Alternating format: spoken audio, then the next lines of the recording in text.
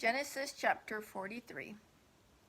Now the famine was severe in the land, and it came to pass when they had eaten up the grain which they had brought from Egypt, that their father said to them, Go back, buy us a little food. But Judah spoke to him, saying, The man solemnly warned us, saying, You shall not see my face unless your brother is with you. If you send our brother with us, we will go down and buy you food. But if you will not send him, we will not go down. For the men said to us, You shall not see my face unless your brother is with you. And Israel said, Why did you deal so wrongfully with me, as to tell the men whether you had still another brother?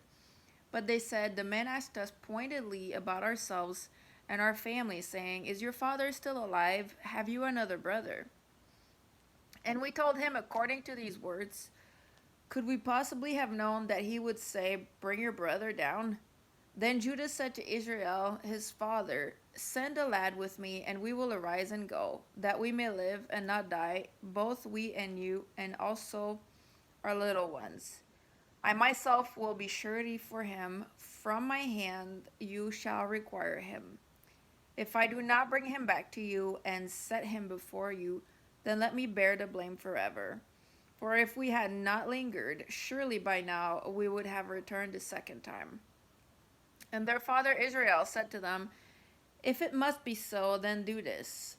Take some of the best fruits of the land in your vessels, and carry down a present for the men, a little balm and a little honey, spices and myrrh, pistachio nuts and almonds.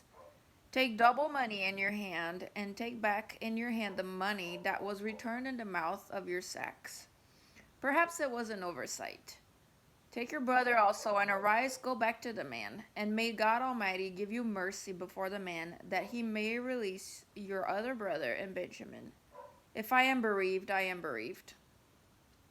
So the men took that present and Benjamin, and they took double money in their hand, and arose and went down to Egypt. And they stood before Joseph. When Joseph saw Benjamin with them, he said to the steward of his house, Take these men to my home, and slaughter an animal, and make ready, for these men will dine with me at noon. Then the men did as Joseph ordered, and the men brought the men into Joseph's house.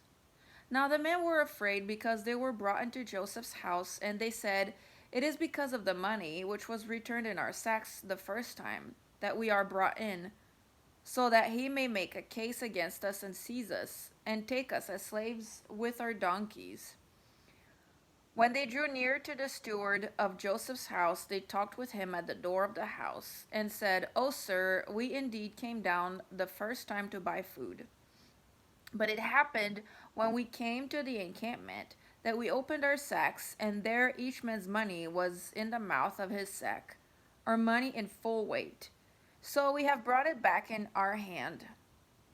And we have brought down other money in our hands to buy food. We do not know who put our money in our sacks. But he said, Peace be with you, do not be afraid. Your God and the God of your father has given you treasure in your sacks. I had your money. Then he brought Simeon out to them. So the men brought the men into Joseph's house and gave them water, and they washed their feet, and he gave their donkeys feed. Then they made the present ready for Joseph's coming at noon, for they heard that they would eat bread there. And when Joseph came home, they brought him the present which was in their hand into the house, and bowed down before him to the earth. Then he asked them about their well-being, and said, Is your father well? The old man of whom you spoke, is he still alive? And they answered, Your servant, our father, is in good health. He is still alive. And they bowed their heads down and prostrated themselves. Then he lifted his eyes and saw his brother Benjamin, his mother's son, and said, Is this your younger brother of whom you spoke to me? And he said, God be gracious to you, my son. Now his heart yearned for his brother. So Joseph made haste and sought somewhere to weep.